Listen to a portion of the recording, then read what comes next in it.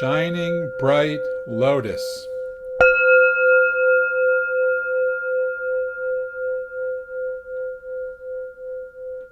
So, faces of compassion, the archetypes of the Bodhisattva.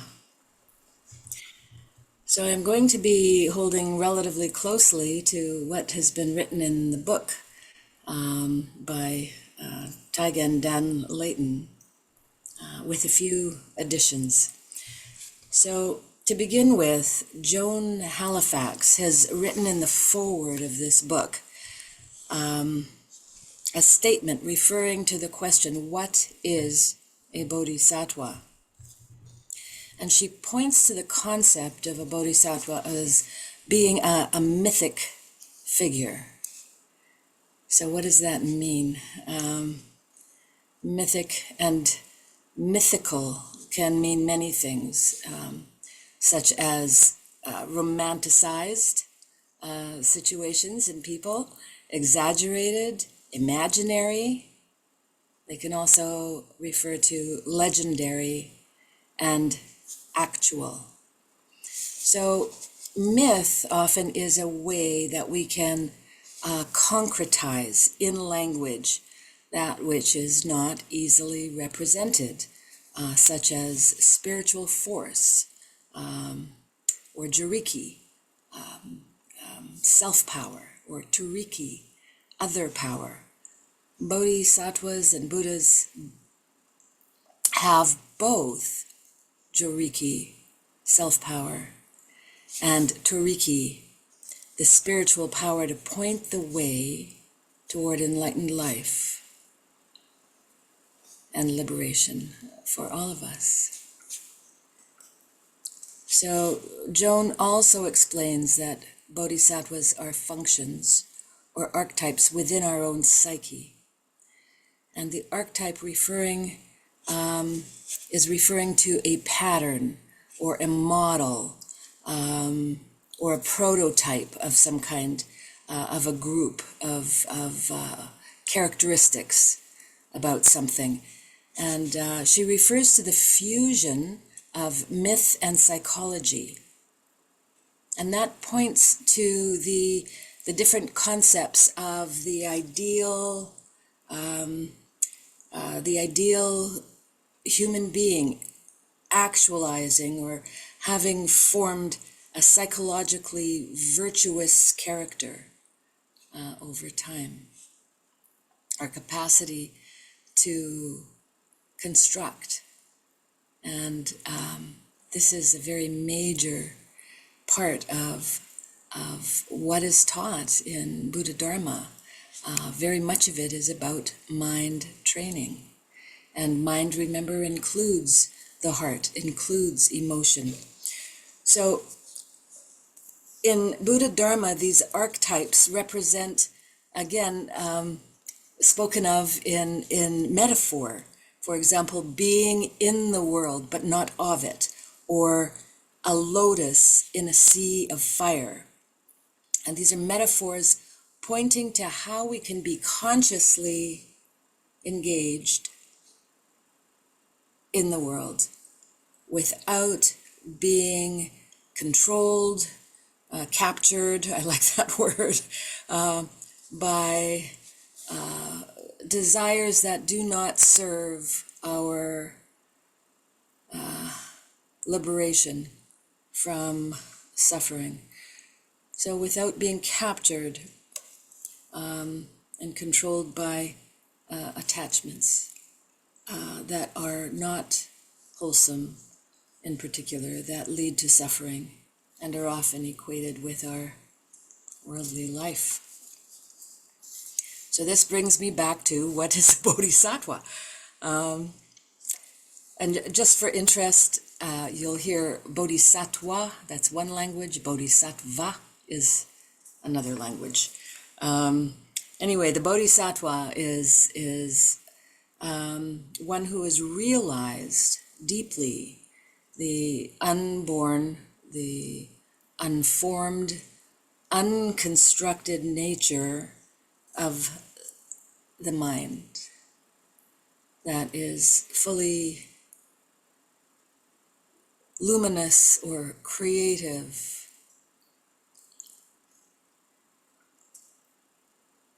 and recognizes formation as a process, recognizes construction, and recognizes how much of who we think we are as being formed, constructed, conditioned.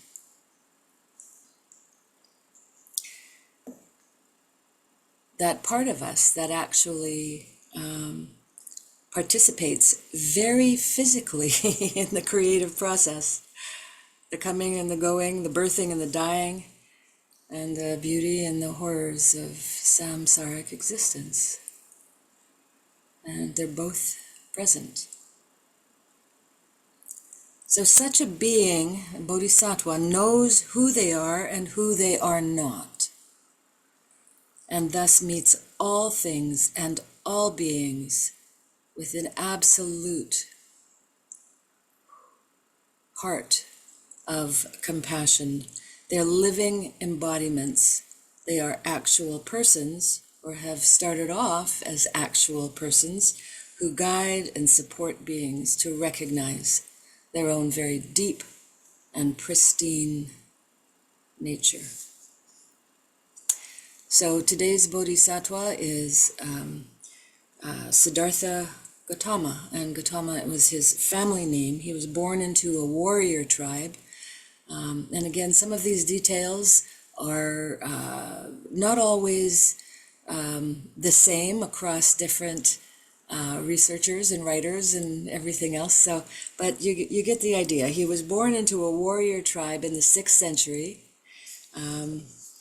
BCE. He eventually became a Shakyamuni Buddha, and that means the sage of the Shakya clan. So Dan Layton has, in his writing, has precipitated out 5 archetypal elements in the story of the Bodhisattva, and in particular Siddhartha on his path, becoming a world Buddha. So these elements have formed the familiar paths or patterns or models for many of those who have followed Siddhartha becoming Shakyamuni Buddha. So the first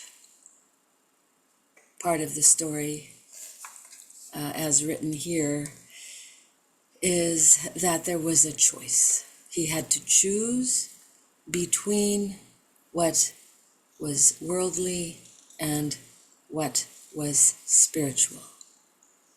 It does not mean rejecting embodiment and existence. And this is something that we all need to ponder in different ways. What does it really mean to be worldly? What does it mean to be spiritual? And is there an either or? Anyhow, as a part of the clan that he was born into,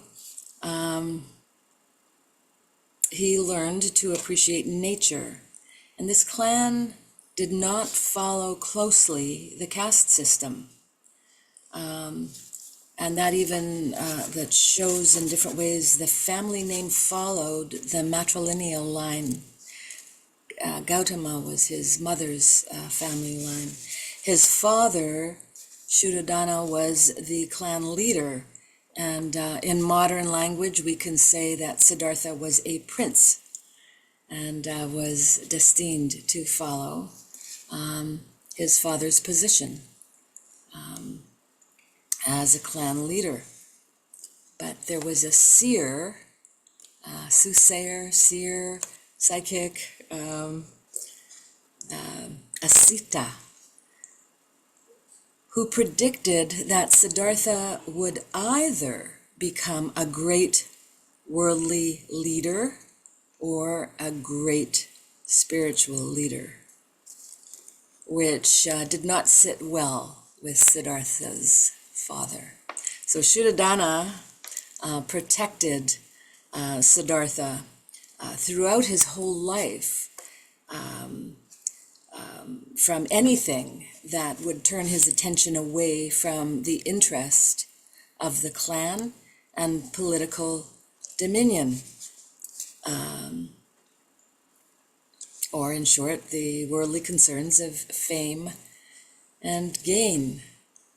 So we can look at the same kinds of situations continuing throughout everybody's history, including the politics of the day.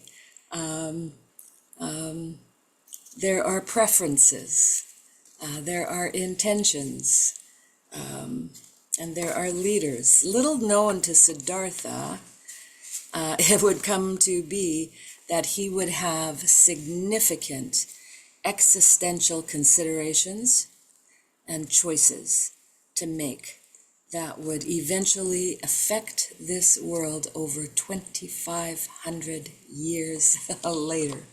Can you just imagine, you know? So we have all had to make similar choices in small and major ways throughout our lives. We have to recognize the wholesome from the unwholesome, what ethics are in service to the benefit of others and those that are not. And some of these choices have not led to power or position or financial security in the world. Some of these choices made for the benefit of others have left many people feeling isolated, alone, attacked, vilified, and yet they remain strong in their sense of integrity. And you can look at your own life and the choices that you have had to make. And yeah, so I'm going to leave out a whole lot and carry on. I have a number of exemplars. They are in the book. So the second is the sheltering palace and awakening to suffering. So his whole life he had his needs provided for, including being married and having a child on the way. But by age 29, it was clear to him that all the sensual fulfillment and the life path as part of the ruling class left him empty.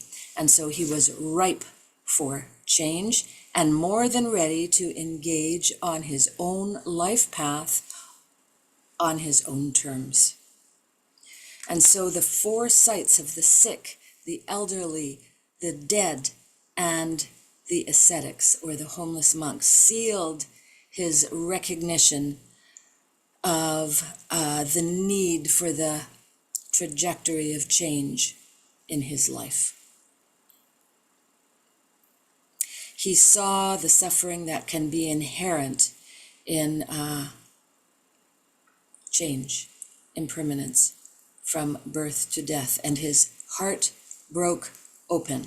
And with that, he chose to seek and find a way to alleviate the suffering of beings.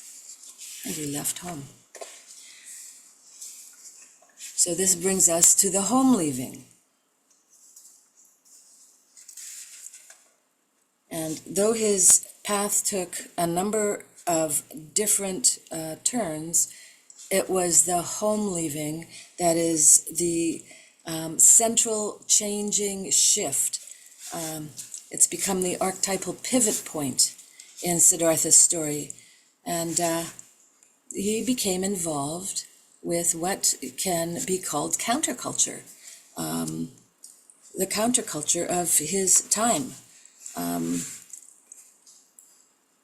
And he sought to find a way to transform collective suffering and its basis of unjust support.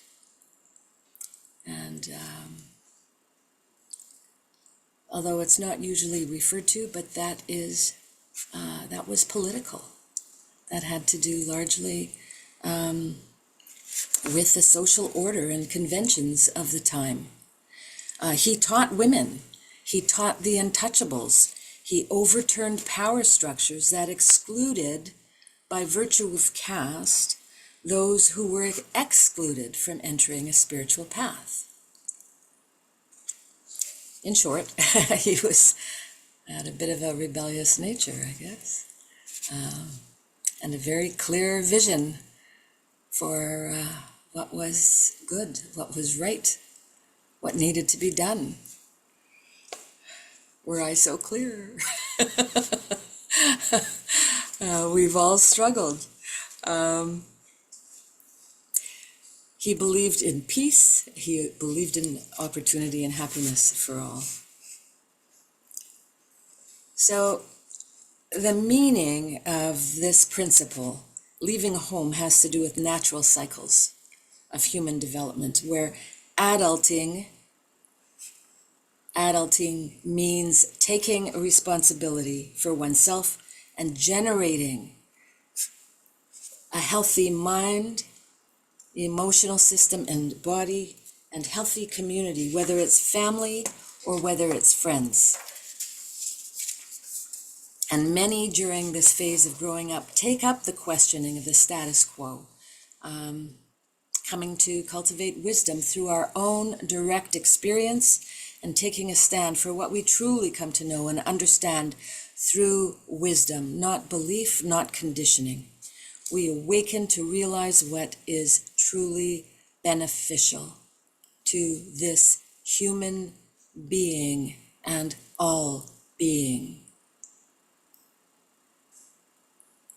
Leaving home is a deconstruction and a rebuilding upon the truths that actually support well-being for all sentience. So we have next ascetic practices in the middle way.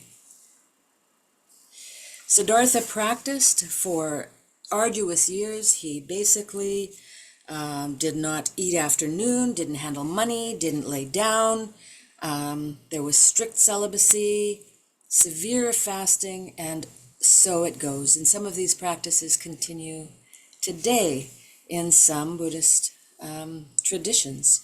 And he became emancipated near death until he chose to take food from first a cowherd and then a woman. And this action right there was the first step of the middle way between rejection of the world and severe austerity practices. So the primary practices were entering meditative trances or dhyanas, meditation, known as jhanas, and this he practiced. Many people don't realize that meditation involves we either go straight to dry insight or we enter into dhyana or samadhi or the different jhana states. And it's from this that Zen is actually named. So through this practice, Siddhartha was able to work with his mind, to train his mind, which was an incredible achievement. But it did not satisfy his intention to actually find a path to end suffering. And so we can all identify with this dissatisfaction when our attempts to find our way to deep happiness or an enduring sense of lovingness or peace, whatever it is each of us is looking for, and here we are, right? Here we are, both seeking and serving at the same time, as best as we can. So he sat under the Bodhi tree which is a sacred fig tree, and determined to come to realize the end of suffering. And he grappled with Mara, or the spirit of delusion, mental processes and the formation of suggestive images were prolific, demonic presences were terrifying. They arose and they fell, and they arose and they fell, and he remained steadfast, not being captured by the nature, by the content of such formed appearances. As a result, he saw the coming and the going, the arising, the duration and the passing. He saw into the emptiness, you see, of the mental and emotional and physical formations.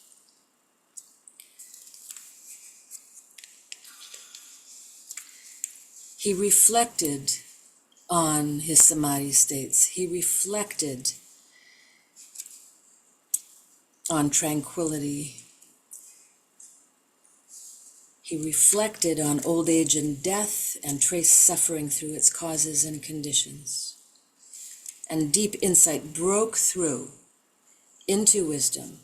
And in the light of this awakening, he clearly saw reality. He saw the Dharma of how it all works in a chain of causation. And these are the teachings of the dependent origination and the Four Noble Truths. And so the overall nature of his enlightenment is that all beings are expressions of a nature, a single nature shared by all. And all beings are expressions of this awakened awareness, clear, open-hearted.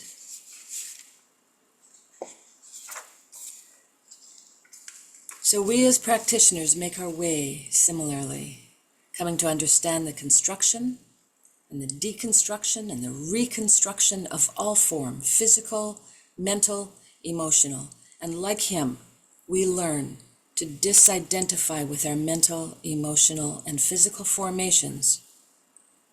And we become steadfast in our own intention to awaken to the reality of Buddha nature. And once we do this, to stabilize this so that all moments are liberated and reflect true enlightenment.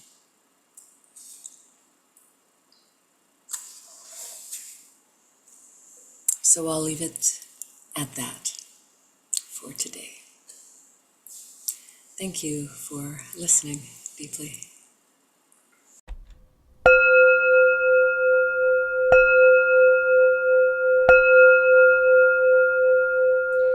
Shining bright lotus.